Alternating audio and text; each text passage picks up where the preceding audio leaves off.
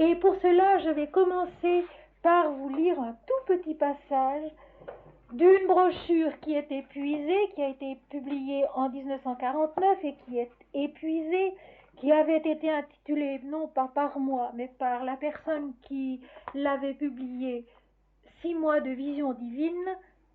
Je vais vous lire là un petit passage qui vous éclairera sur le genre de travail que les dieux peuvent opérer en nous et leur puissance révélatrice indiscutable dans la conscience incarnée qui se laisse modeler par eux. Un monde immense s'est ouvert en moi durant ces 3 derniers jours. Il est si vaste et si riche que je ne pourrai pas tout dire, mais ce que je dirai sera le compte-rendu de vision exacte.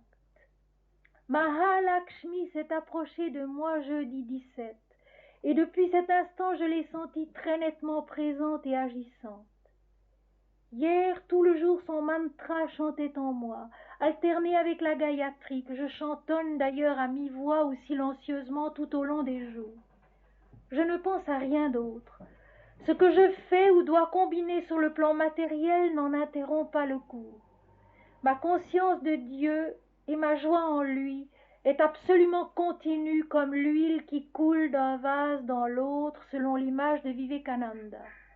Mes yeux en sont une autre preuve qui m'est infiniment précieuse et que je consulte comme un baromètre. Hier après-midi, entre 2 et 4 heures, j'ai vu Mahalakshmi dans une vision longue et bienheureuse. Son action, d'ailleurs, est nettement heureuse et purificatrice sur tous les plans. Mais comme toujours ces temps-ci, c'est d'abord Surya qui apparaît, et c'est dans sa lumière que se dévoile ensuite le Dieu que je dois connaître. Car je suis dans une période de revision complète des dieux, semble-t-il. La vision de Mahalakshmi était extrêmement éblouissante et belle, plus éclatante que Mahasarasvati, un peu plus grande aussi, mais de forme également ovale en hauteur. Le rayonnement qui l'entourait était fait de paillettes étincelantes. Pour toutes ces visions, il faut d'ailleurs que je précise ceci. Quand je dis j'ai vu la mer, j'ai vu Krishna, j'ai vu Shiva, cela ne signifie pas du tout que j'ai vu une femme, un homme, une forme aussi simplement et humainement définissable. Ce que je vois, c'est chaque fois une lumière, accompagnée d'un nom, de la conscience d'une présence précise, dont l'intensité ou l'aspect central varie un petit peu, ayant juste 1 ou 2 caractères plutôt intérieurs qui distinguent les visions entre elles et qui font par exemple que le Purusha, que Mahasarasvati, que Mahalakshmi, que Krishna, le Christ ont pour moi un aspect absolument distinct que je n'oublie ni ne puis confondre avec d'autres. Mais tout cela est sur un plan où les formes sont infiniment plus subtiles que celles du plan de la conscience ordinaire. C'est ainsi que Surya m'apparaît maintenant invariablement comme un globe parfaitement rond, lumineux, aux rayons droits, s'étendant en cercle à l'infini, d'une qualité de lumière indéfinissable. Chaque étape est réelle de la réalité de cela à ses divers degrés de manifestation. Plus on se rapproche de cela, et plus les caractères périssables et impérissables des existences se distinguent. L'illusion s'évanouit. Les noms et les formes révèlent leur authenticité en même temps que s'estompe ce qu'elles ont d'éphémère et de fragile. L'existence paraît, et la paix, et la joie de l'admirable lila du Seigneur. Les dieux agissent et parlent, et Brahman est perceptible à travers eux. Il faut bien sûr que je vous donne un certain nombre d'explications concernant ces passages lus. Je voudrais d'abord préciser que la vision spirituelle, la lumière spirituelle est un fait et non pas une idée.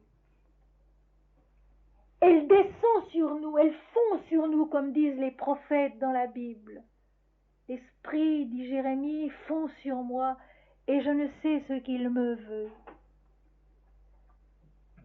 la lumière révélatrice, la forme révélatrice d'un Dieu descend en nous, descend sur nous d'une façon absolument inattendue et imprévisible. Et ce qui est important, c'est que la certitude qu'elle nous apporte a beaucoup plus de poids, beaucoup plus de valeur que la forme elle-même. Cette forme-là, elle dure quelques instants et puis elle disparaît.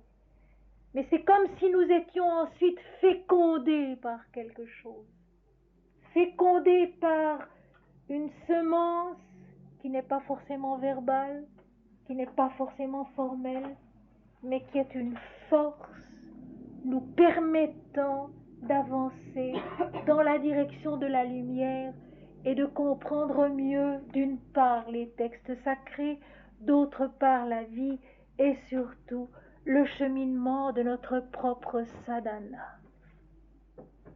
Ce que les dieux, quand ils nous apparaissent ainsi dans l'intimité du regard intérieur, nous donnent, c'est une force de détermination, une énergie de compréhension, surtout une certitude, une joie, pas un désir d'avancer, mais la possibilité de le faire. Un travail gigantesque s'accomplit en nous, s'inaugure en nous, quand par exemple Surya est apparu dans la méditation. Il vient sans qu'on l'attende, sans qu'on l'appelle, sans qu'on le cherche, il est là, et quand il est parti, eh bien, la créature n'est plus la même. Elle a été touchée d'un feu qui l'a transformée et qui lui permet désormais de parler avec plus de clarté des choses de l'esprit, d'avancer avec plus de sécurité dans l'univers intérieur. Il y a une quantité de fausses visions, et il est important de le dire. Pour une seule expérience valable, il y en a une grande quantité qu'il faut rejeter d'emblée. À quoi peut-on les reconnaître? Comment peut-on savoir que ce qui s'est passé en nous, qui a l'air vrai, est une illusion du moins individuelle, un jeu de l'imagination, ou au contraire, réellement, une intrusion de l'esprit en nous? Eh bien, pour le savoir, il faut interroger les sages, il faut interroger les saints. Et je pense en ce moment à Sainte Thérèse d'Avila, qui a été une grande visionnaire et qui disait: l'âme qui a été visitée par l'esprit de vérité, l'âme qui d'une certaine façon a vu Dieu, a vu le Christ et qui sait que c'est vrai tout au fond d'elle-même, peut en avoir l'assurance par deux critères. La sainte n'a pas employé ce mot de critère qui est moderne, mais je l'emploie, il dit bien sa pensée. Le premier, c'est la paix profonde qui habite le visionnaire après avoir reçu la visite de l'hôte ineffable. Tout à l'heure, nous lirons ensemble un hymne védique et il est question de cette visite de l'hôte ineffable en nous. Quand c'est vraiment la visite de l'hôte ineffable, l'homme en sort infiniment apaisé. Tous les problèmes de sa vie personnelle, de la vie terrestre, sont comme résolus en lui. Il y a une plénitude indéfinissable, mais réelle et combien palpable, où on sent que tout est à sa place. Sur les plans les plus concrets, les plus intellectuels, comme sur le plan de l'esprit, tout est à sa place, tout est bien. Et le sage et le saint peut avancer avec sécurité, avec humilité, avec certitude, en sachant que le travail qu'il fait, eh bien, ce n'est plus lui qui l'accomplit, c'est un travail pur qui vient en lui de Dieu lui-même. Et le deuxième critère, c'est un désintéressement total. Celui que Dieu a visité n'est plus personne. Peu lui importe ce qui peut lui arriver. Il est habité par la lumière. Il est habité par la joie. Il est habité par l'amour. Il est habité par une persévérance indomptable pour suivre le chemin du Seigneur au-dedans de lui. Et ce qui peut lui arriver à lui-même n'a plus aucune importance pour lui. Ces deux critères sont infaillibles, mes amis. Avoir des visions et devenir très agité, très volubile, c'est être le jouet de son imagination. Avoir des visions et se taire pendant 30 ans et plus s'il le faut, c'est une preuve de vérité. Avoir des visions et être très inquiet de tout ce qui arrive, de tout ce qui nous arrive, c'est être le jouet d'une illusion. Avoir des visions et être totalement indifférent à ce qui peut nous arriver, c'est être l'enfant du Seigneur, c'est être le bienheureux ici-bas. Et puis, j'aimerais maintenant vous dire quelque chose que je vous donne du fond de mon cœur. C'est que la sainteté, la sagesse, n'est pas l'apanage de quelques privilégiés. Nous sommes tous destinés à la sainteté. Nous sommes tous promis à la sagesse. Nous portons tous au-dedans de nous Dieu lui-même, le Créateur, le Christ ou la Mère divine, comme on veut l'appeler, qui nous conduit par la main, pas à pas, sur le chemin que Dieu lui-même est au-dedans de nous. Je crois que la plus belle parole du Christ, c'est celle-ci: je suis le chemin. Je suis le chemin. C'est tellement consolant, c'est tellement encourageant. Et n'oublions pas que l'évangile vient d'un mot grec qui veut dire la bonne nouvelle. N'oublions pas qu'il s'agit d'une bonne nouvelle et non pas d'une condamnation ou d'une menace. La bonne nouvelle, c'est que Christ est en nous, c'est que la Mère divine est nous-mêmes et qu'ils sont le chemin de notre résurrection, de notre renaissance qui existe aussi bien dans l'Inde que dans le christianisme, la nouvelle naissance, la deuxième naissance intérieure qui est promise à chacun et à tous, qui est notre seule destinée ici-bas. Nous ne sommes sur la terre, dans le monde, que pour cela. Le Seigneur a donné son existence, la manifestation de soi, pour que soit la joie de la reconnaissance ineffable, pour que soit le bonheur, le courage de l'amour de la créature pour son Créateur. Ma mère à moi, celle qui a été particulièrement mon guide, c'est Sarasvati.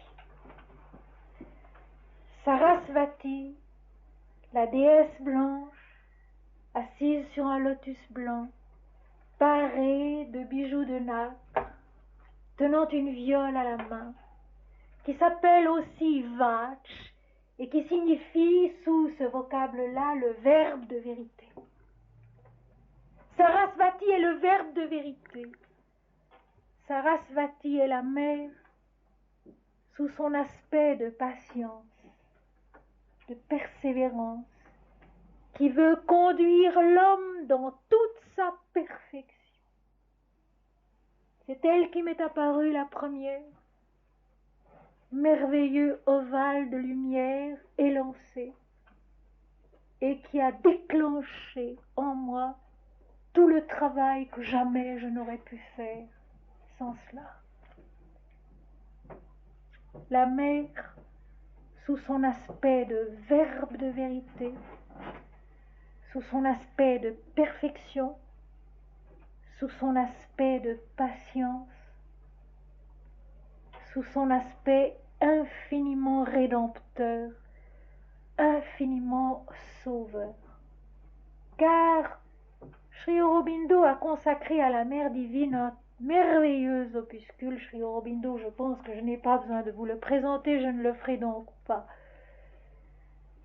Sri Aurobindo a consacré à la Mère divine un merveilleux petit opuscule où il décrit de façon assez précise les 4 grandes mères principales, il y en a d'autres, mais enfin les 4 grandes mères principales que l'Inde adore.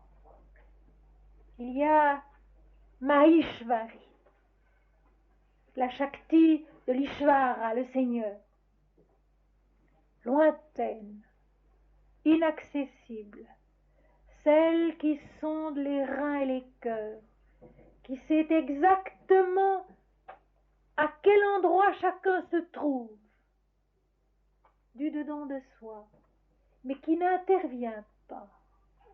Elle est la justice divine impassible.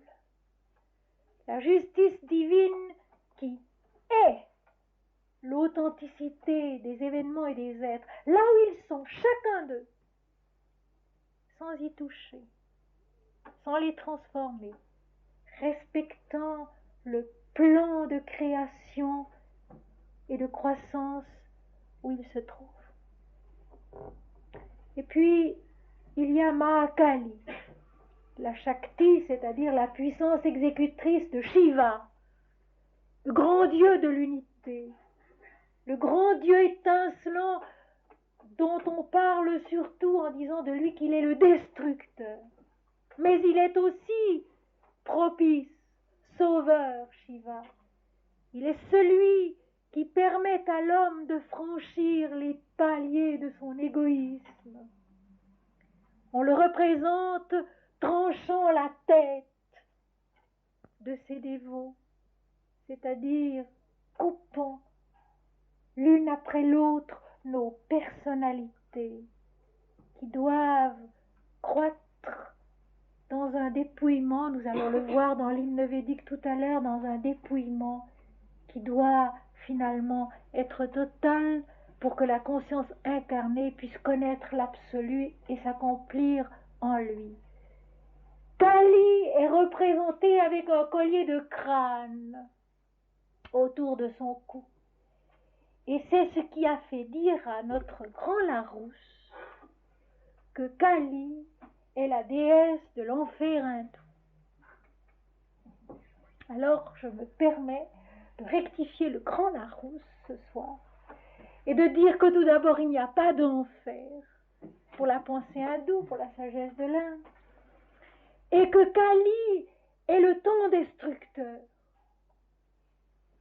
Les hindous qui sont des poètes, mais des poètes extraordinairement réalistes, ont compris que le temps détruit pour accomplir dans l'éternité. Alors les crânes que Kali porte autour de son cou comme collier, ce sont justement toutes nos personnalités qui successivement doivent mourir pour que nous puissions renaître à l'absolu. Et je reviens à la phrase que je vous ai répétée plusieurs fois hier. Dieu est cela qu'on trouve au fond de soi quand tout le reste a été dépassé. Dieu est cela qu'on trouve au fond de soi quand tout le reste a été dépassé. Ainsi Kali, Shiva sont l'apparence purificatrice du divin l'apparence de destruction de la forme, de l'apparence, qui permet justement à la créature de renaître à l'infini. Et puis, il y a la préférée des mères, celle que tout le monde voudrait connaître et qui est pourtant difficile à connaître, c'est Mahalakshmi. Mahalakshmi, qui est belle, qui est l'opulence divine, la splendeur spirituelle, la grâce, le charme, la richesse du divin, et que tous les hommes voudraient approcher. Mais Mahalakshmi, si elle paraît si proche, si souriante, si aimable, si aimante, est aussi l'inaccessible. Car, disent les textes hindous, si l'homme nourrit des pensées nobles, s'il vit une sadhana pleine de joie, d'amour, de désintéressement, de noblesse, Mahalakshmi l'accompagne. Mais dès qu'il nourrit des pensées basses, dès que le désir, l'égoïsme, l'orgueil, la rancœur, la colère l'habitent, Mahalakshmi disparaît. Mahalakshmi n'est pas miséricordieuse.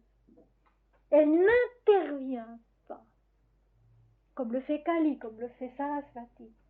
Elle n'intervient pas, elle est là, elle vient, elle se fait connaître, elle se donne à celui qui en est digne.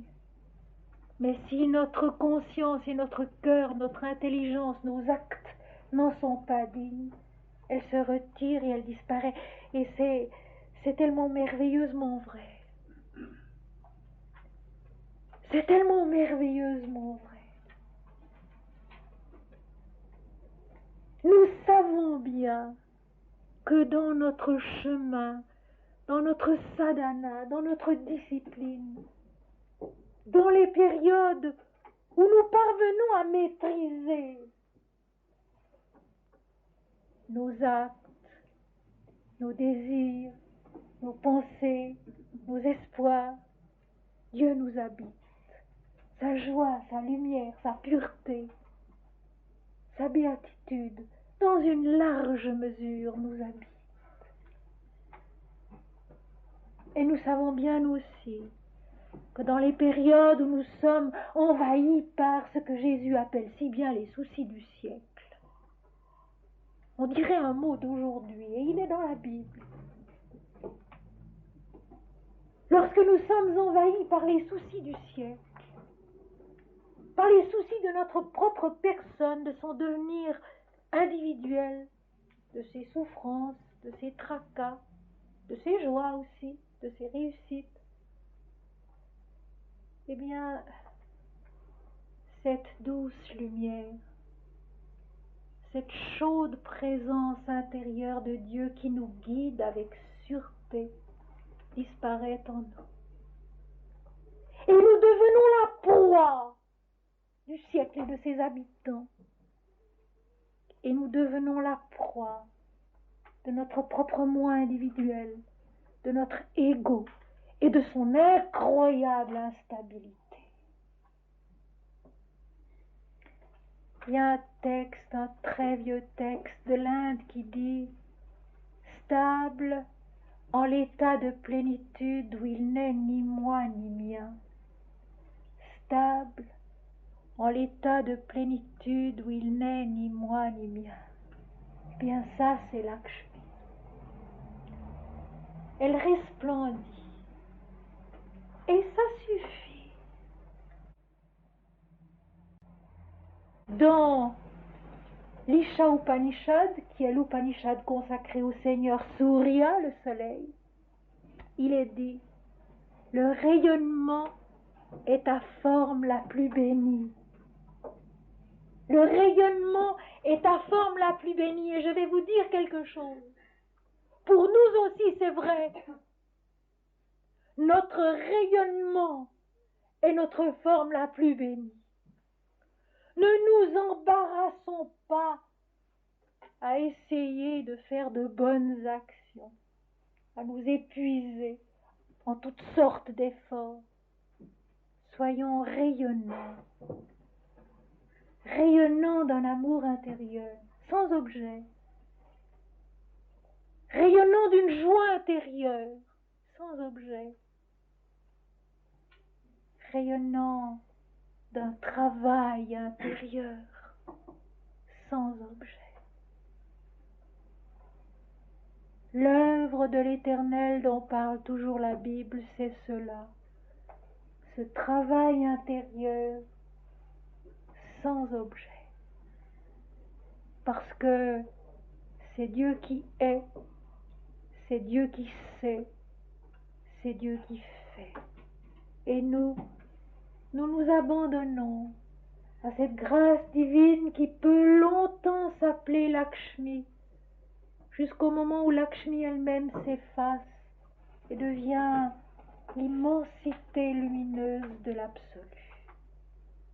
Ça, c'est Mahalakshmi. Et maintenant, Mahasarasvati. Oh, Mahasarasvati, c'est celle qui inlassablement descend et redescend pour venir rechercher sa créature quand elle s'égare et qu'elle se trompe de chemin.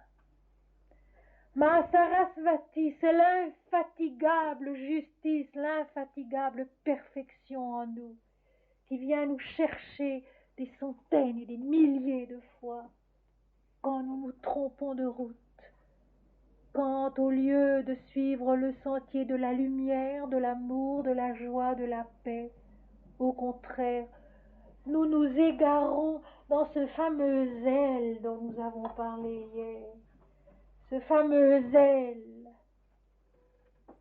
qui dévore au lieu de nous accomplir en Dieu, car il y a aussi une façon de forcer la sadhana qui est un terrible obstacle à sa réalisation. C'est Swami Siddheswarananda qui si longtemps a travaillé ici à Paris, qui le disait très justement, il n'y a pas de culture forcée spirituelle. Et nous vivons une époque de culture forcée dans tous les domaines. On peut avoir des poulets en quelques heures. On peut avoir des fraises en quelques jours. Mais avez-vous remarqué que ces poulets et ces fraises sont sans saveur, sans authenticité? Il n'y a pas de culture forcée spirituelle. Le yoga, la religion, le Seigneur, la mère ne nous demandent rien de plus que ce que nous sommes capables de faire, mais ils nous demandent tout ce que nous sommes capables de faire. N'oublions pas. Ils ne nous demandent rien de plus que ce que nous sommes capables de faire, mais ils nous demandent tout ce que nous sommes capables de faire, tout ce que nous sommes capables de donner, tout ce que nous sommes capables d'aimer. Car l'amour dans la sadhana joue un rôle prépondérant. J'aimerais, avant de passer à notre hymne védique, un hymne assez court que j'aimerais vous lire et vous expliquer ce soir, j'aimerais parler encore, et je l'ai déjà fait ici, d'un autre dieu très populaire dans l'Inde qui s'appelle Ganesha.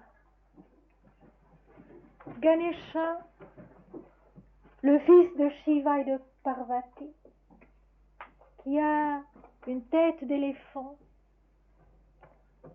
un ventre très gros, autour duquel est nouée une ceinture qui n'est autre qu'un serpent, et qui est le dieu des obstacles, le dieu qui met les obstacles devant nous et qui en même temps nous aide à les surmonter. On ne se met pas en voyage dans l'Inde sans invoquer Ganesha.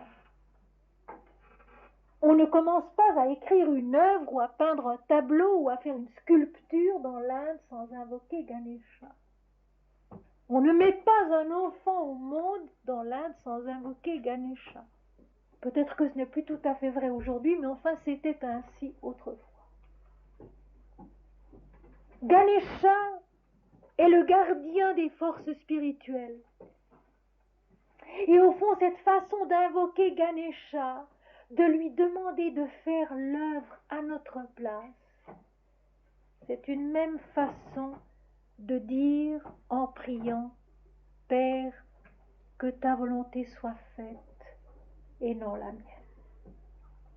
Om Shri Ganapataye Nama, Om Shri Ganapataye Nama, Om Shri Ganapataye Nama, Om Seigneur Ganesha, devant toi je me prosterne.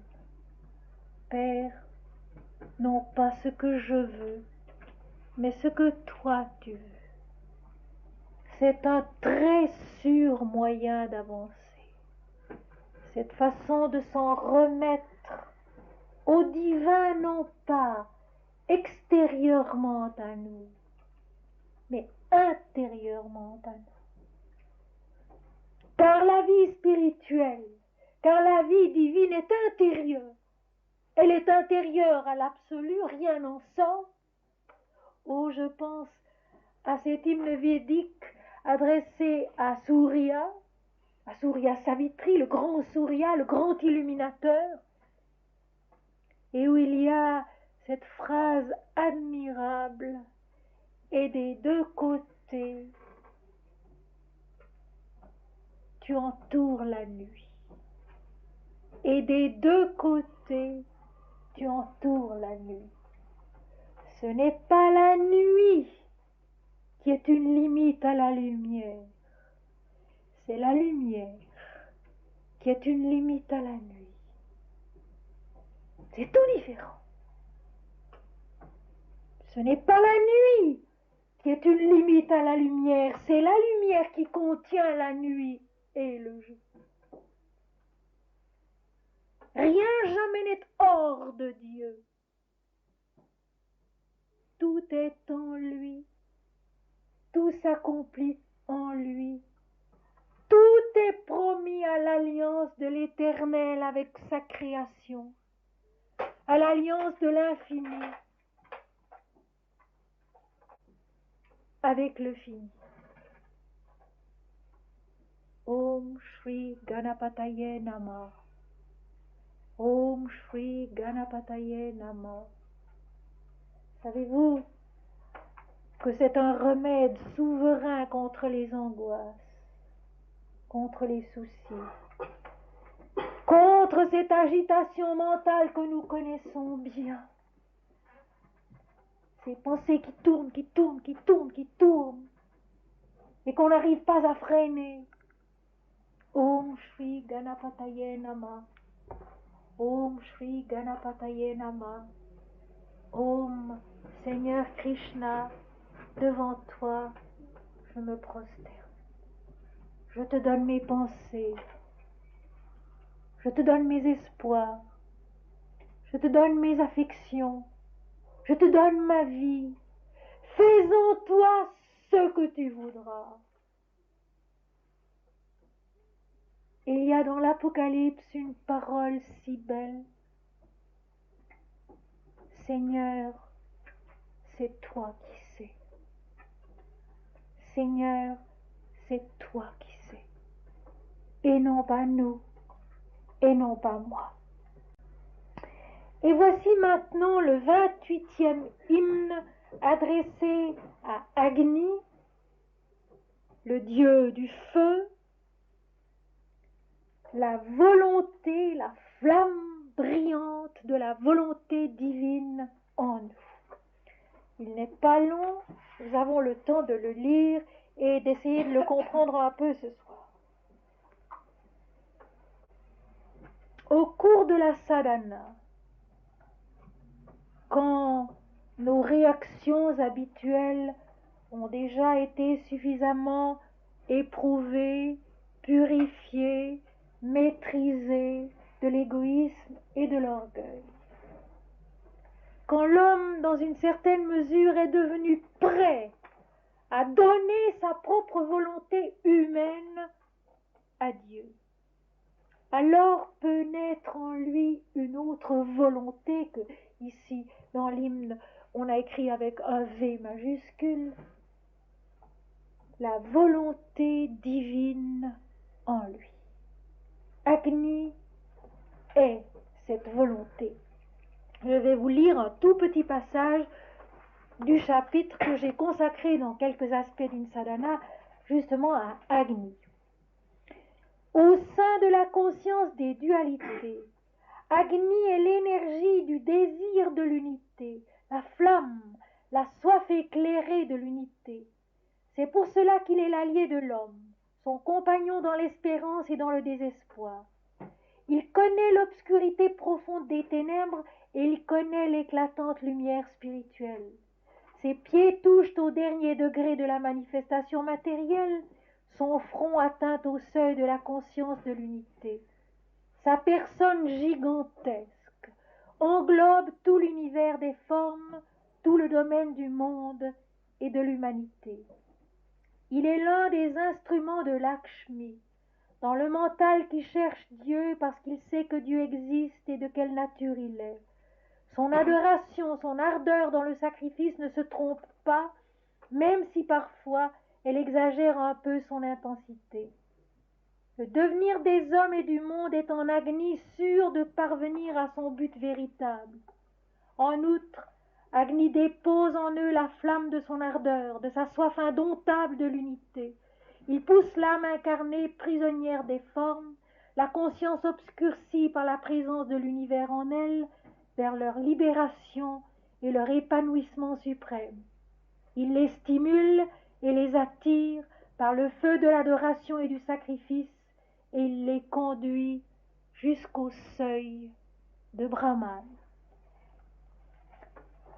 Agni, le feu de l'adoration, Agni, la flamme de la volonté divine en nous. À ce moment-là, l'homme est véritablement sur le chemin et il lui semble parfois qu'il n'a plus rien à décider, plus rien à désirer, que les choses se font et qu'il n'a qu'une seule chose à faire, c'est d'obéir. D'obéir dans une totale tranquillité, dans une totale humilité, mais aussi dans une lucidité intérieure qui va croissant et qui, dans une certaine mesure, lui ferme la bouche. Car il sent très bien que de ces choses-là, on ne peut pas parler avant de les avoir suffisamment mûries en soi. Et pour ma part, je vous dirai ceci, c'est que ma sadhana qui a duré près de 40 ans a échappé à tout mon entourage. Je n'en ai jamais parlé. Et je pense que c'est une des raisons de sa réussite. Je n'en ai jamais parlé. Personne autour de moi n'a su que pendant 17 ans j'étais une hindoue, adorant les dieux de l'âme, explorant la vérité qu'ils avaient à m'apprendre. Personne jamais autour de moi n'a su que je méditais durant des heures et que je passais mes journées à répéter des mantras, à chanter des noms divins intérieurement, tout en faisant mon autre travail qui était considérable. Car j'ai 4 enfants, un mari médecin de campagne, il y avait donc bien assez à faire pour remplir une vie humaine sans y ajouter ce que le Seigneur a décidé d'y ajouter. La flamme de la volonté hautement brûlante monte vers sa pure lumière dans le ciel de l'esprit. Elle répand largement son illumination et rencontre l'aube. Elle vient s'élevant, chargée de toutes choses désirables, cherchant les dieux avec l'offrande, lumineuse de sa clarté. Pour ma part, j'ai une très grande prédilection pour les hymnes védiques que je trouve particulièrement beaux. Et la traduction française que je vous lis ce soir est faite sur le texte réécrit par Sri Aurobindo en anglais, d'après les traditions sanskrites qu'il en avait recueillies. La flamme est écrite ici avec majuscule de la volonté, avec majuscule hautement brûlante, monte vers sa pure lumière dans le ciel de l'esprit. Je vous ai dit tout à l'heure, la lumière spirituelle est un fait et non pas une idée.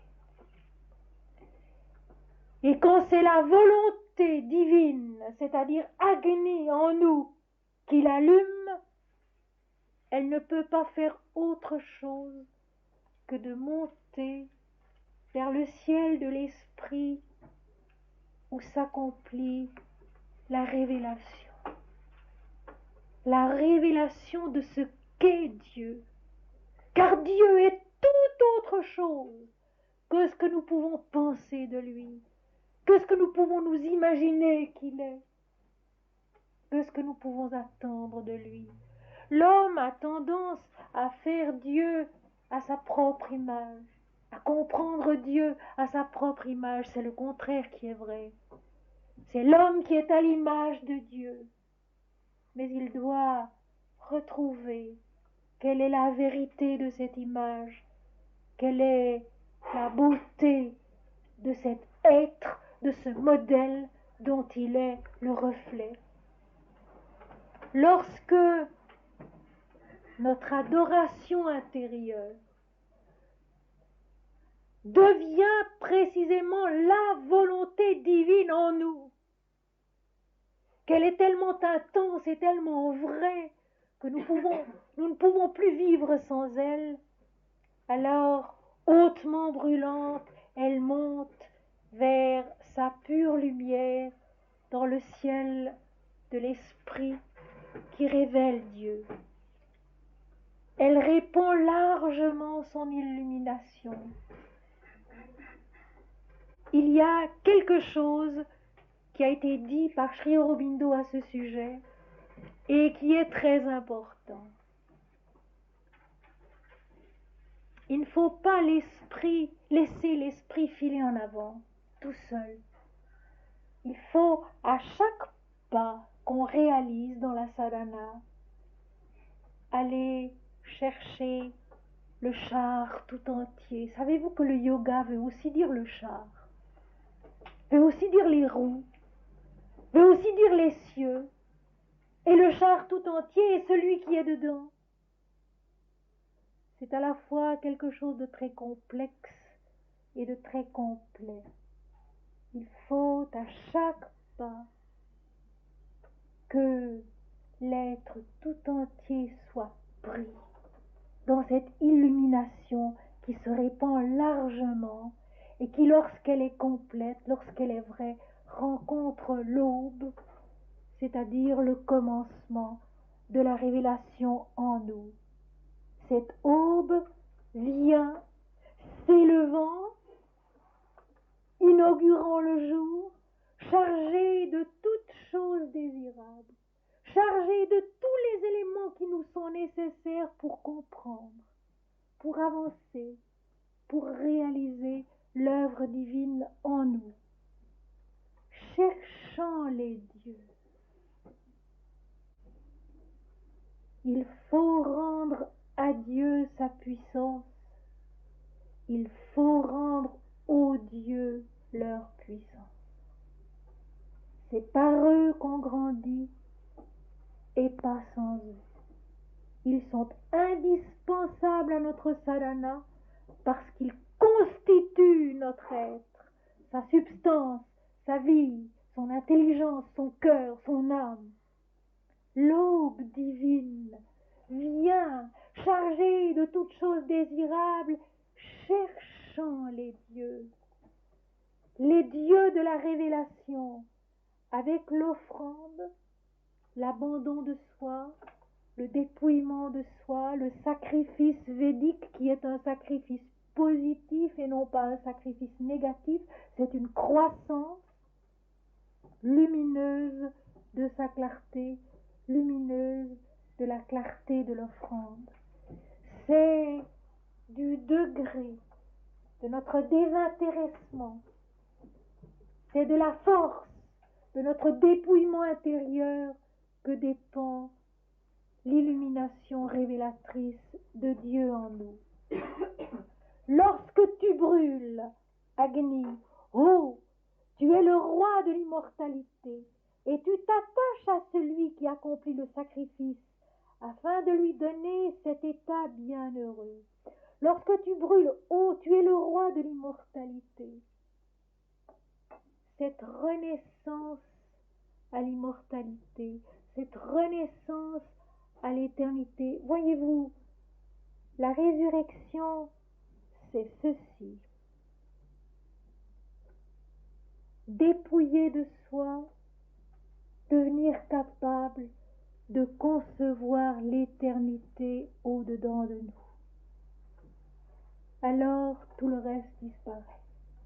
Alors on peut être sur la terre et y vivre et y travailler, mais l'éternité est en nous et c'est l'éternité qui devient notre propre vie. Lorsque tu brûles haut, tu es le roi de l'immortalité.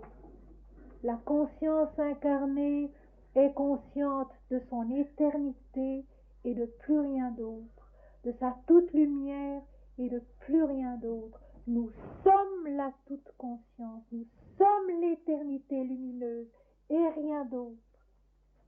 Et tu t'attaches à celui qui accomplit le sacrifice. Ça, c'est merveilleux. Le Seigneur, Dieu, qui se confond à l'ego, qui devient l'ego divin en l'homme, qui redevient la mère divine, premier ego de la création, ego parfait, différenciation ineffable, qui redevient le Christ en nous, premier-né de toute la création, celui en qui, par qui, pour qui toutes choses ont été créées, grandissent et subsistent. Et tu t'attaches à celui qui accomplit le sacrifice. Ce n'est plus notre pensée, ce n'est plus notre volonté, ce n'est plus notre désir, ce n'est même plus notre piété qui avance, c'est Dieu qui a pris la place de tout cela en nous. Et voilà pourquoi tous les sages, tous les saints, quand ils reviennent de leur renaissance, disent « C'est Dieu seul qui a tout fait et tout est Dieu. C'est Dieu seul qui a tout fait et tout est Dieu. » Tu t'attaches à celui qui accomplit le sacrifice afin de lui donner cet état bienheureux, cet état où la conscience incarnée conçoit l'éternité. Celui que tu visites pour être son hôte maintient en lui-même toute substance et il te place à l'intérieur en face de lui. C'est admirable et c'est tellement juste. Celui que tu visites pour être son hôte, lorsque Agni, la flamme de la volonté divine, est en nous, hautement brillante, comme un visiteur merveilleux, alors notre conscience parvient à se concentrer. Elle maintient en elle-même toute substance, toute la vie, tout son propre être, toute la vie de l'univers. Et elle place Dieu à l'intérieur, en face, comme le seul objectif de ses efforts. C'est vrai et c'est faux, c'est en face, mais les mots ont des possibilités limitées, il faut savoir les comprendre. Il est absolument vrai, nous le voyons dans tous les tableaux mystiques, si vous allez visiter des expositions, par exemple au Louvre ou bien à Florence ou à Rome, vous verrez que tous les tableaux représentant des saints ayant des visions sont toujours à genoux et voient en face, au-dessus d'eux, l'apparition lumineuse qui descend vers eux. En réalité, cela se passe à l'intérieur. Et cette en face est un vis-à-vis intérieur dont la résolution est qu'il s'identifie à nous et qu'il n'y a plus de distance entre lui et nous. D'abord, nous avons l'impression que c'est au-dessus, en face de nous. Et c'est l'objectif élevé vers lequel nous tendons. Et puis un jour, cet objectif se confond à nous. Et nous faisons l'expérience de cette toute petite phrase du Christ. Moi et le Père, nous sommes un. Ô flamme, manifeste ta puissance combative pour une vaste joie de béatitude, que puisse être ta plus haute illumination, crée une harmonieuse union entre le Seigneur et son épouse, écrase l'immensité des forces hostiles. Flamme de l'adoration, flamme de la volonté divine en nous, flamme de la lucidité qui grandit en nous, la lucidité divine qui grandit en nous, flamme d'une puissance combative, car il y a l'immensité des forces hostiles. C'est le seul endroit dans tout l'hymne où il est fait allusion à ces forces hostiles, autrement tout l'hymne est lumineux. Mais c'est vrai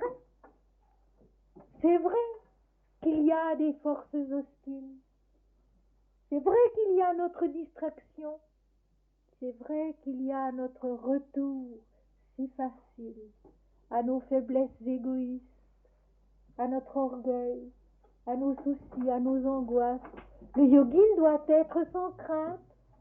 Le yogin doit être un combattant courageux. Et la volonté, la flamme de la volonté divine en nous est ce courage indomptable qui presque en dépit de nous-mêmes nous accomplit dans la sadhana. Nous pouvons avoir l'expérience, la sensation que réellement nous-mêmes, nous ne voulons rien, nous ne pouvons rien, mais que cela se fait. Malgré notre faiblesse, malgré nos résistances, malgré ce que nous sommes, simplement parce que dans un moment de grâce, nous avons commis l'imprudence de donner les rênes de notre vie au Seigneur. Seigneur, fais, toi, accomplis ce que tu as à accomplir dans cette existence.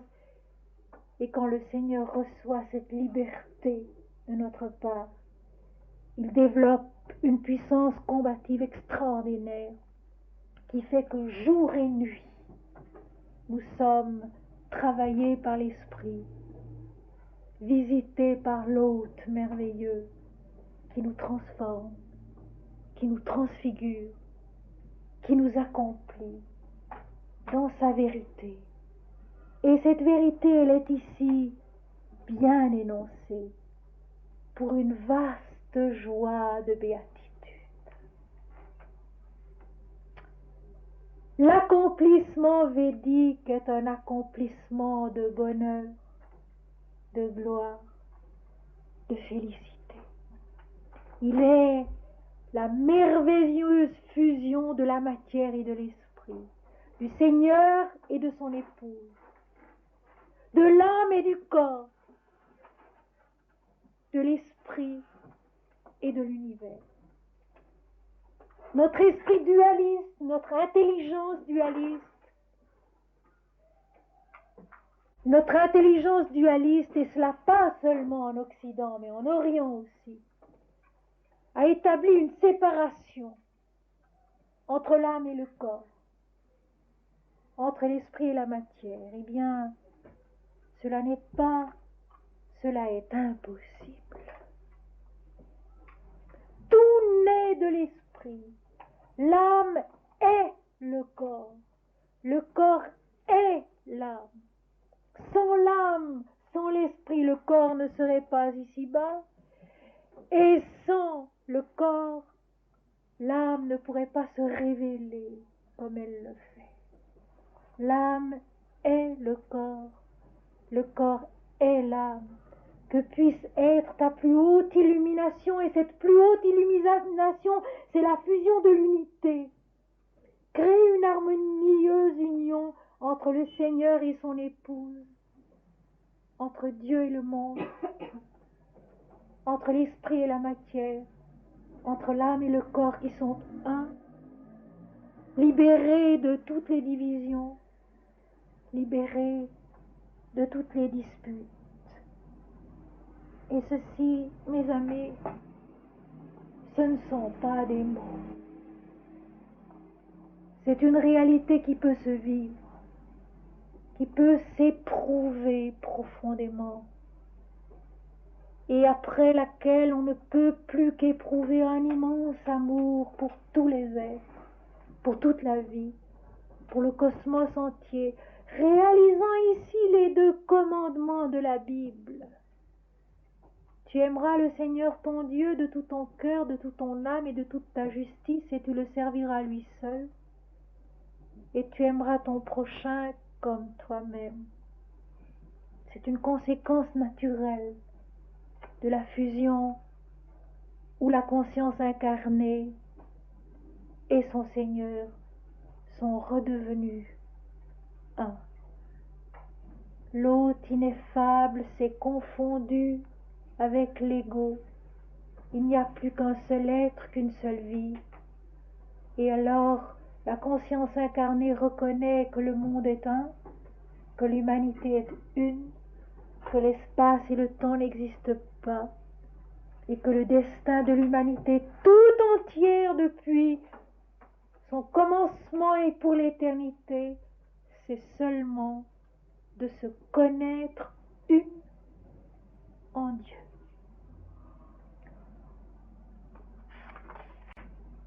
J'adore, ô flamme, la gloire de ta puissance hautement brillante. Tu es le taureau, le vainqueur des illuminations.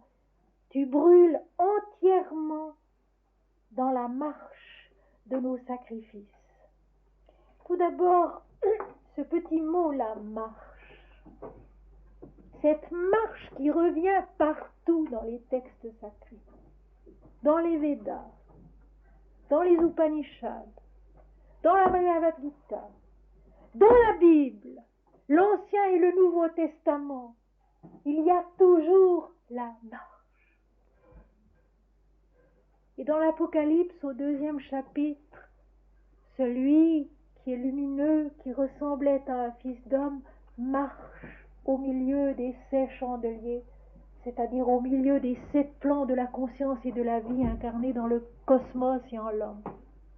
La marche. Le Seigneur marche avec nous. Et voilà pourquoi la plus haute vertu de la sadhana, c'est la persévérance qui continue sa marche pas à pas avec le Seigneur, avec toute la vie qui nous enfante à la connaissance de Dieu. Et dans cette marche où le Seigneur est confondu à la conscience individuelle, marche un avec elle, il est lui aussi entièrement consommé, entièrement brûlé. La personne de Dieu disparaît elle aussi, quand la flamme est si haute qu'il ne reste plus que l'absolu, qu'il ne reste plus que ce taureau des illuminations, c'est-à-dire la victoire de la lumière en nous. J'adore, ô flamme, la gloire de ta puissance hautement brillante. Elle va tout envahir, cette flamme. Il n'y aura plus qu'elle. Il n'y aura plus la flamme et ce qu'il y a autour de la flamme. Il n'y aura plus que la lumière. La lumière qui est vie, qui est connaissance et qui est félicité indivisiblement. Ce taureau des illuminations, c'est la victoire de la lumière au-dedans de nous, où même la personne du Dieu différencié est consumée dans la marche du sacrifice qui avance vers l'absolu. Ô flamme qui reçoit nos offrandes, guide parfait du sacrifice hautement enflammé, offre notre oblation aux divinités, car tu es le support de nos offrandes. C'est Dieu qui fait, c'est Dieu qui illumine, c'est Dieu qui détermine, c'est Dieu qui marche avec nous vers cet effacement de toute apparence, même divine, qui est l'accomplissement dans l'absolu. Et tout en haut du sacrifice, il y a un effacement de soi encore plus grand. Dépouille l'offrande, dépouille l'offrande. Enlève-lui toute individuation, enlève-lui toute particularité. Serre la volonté divine par tes travaux, car ton sacrifice avance vers son but. Il est efficace. Accepte le porteur de notre offrande, et le porteur de l'offrande, c'est aussi Dieu. L'accomplissement est Dieu, l'effacement est Dieu, le porteur de l'offrande est Dieu également. Et tout s'achève dans la connaissance de l'infini, qui est toute vie, qui est toute joie, qui est toute connaissance. Voici le dernier hymne védique d'une certaine partie du Rig Veda, qui est un message de lumière, un message d'accomplissement, un message de victoire spirituelle dans l'incarnation. Car, mes amis, l'intention du Créateur, quand il a enfanté le monde, n'était pas de l'anéantir un jour. On parle dans la Bible de la fin du monde. On parle beaucoup de la fin du monde. Eh bien, cette fin du monde, c'est la fin de notre hymne védique. Ce n'est pas une destruction cataclysmique, c'est une révélation, c'est une naissance intérieure à une vision si haute que le monde se trouve non pas anéanti, mais accompli dans la lumière qu'il porte en soi et qu'il est destiné, promis, à révéler. La fin, ce n'est pas la mort, la fin, ce n'est pas la destruction, la fin, c'est la victoire de l'esprit dans l'incarnation. Et maintenant, mes amis, avant de méditer ensemble, je vais encore vous lire un poème.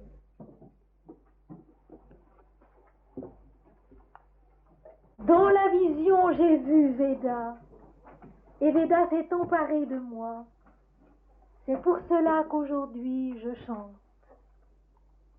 Veda a fermé mes yeux et fait pencher ma tête. Le monde s'est évanoui, et j'étais ce petit enfant que la lumière a emmailloté, dormant au sein d'un éblouissement merveilleux. Veda pense tout ce qui est, et l'univers sort de sa bouche comme le souffle paisible de l'éternité. En lui tout est parfait. L'enfant boit sa beauté, il aspire dans ses narines l'air léger de son harmonie. Il respire la perfection de la vie et il la connaît. Lorsqu'il rouvre les yeux sur le monde, il se souvient de Veda et il éprouve encore la joie dans laquelle toute la création est pure. Lorsqu'il rouvre les yeux sur le monde, il se souvient de Veda et il éprouve encore la joie dans laquelle toute la création est pure.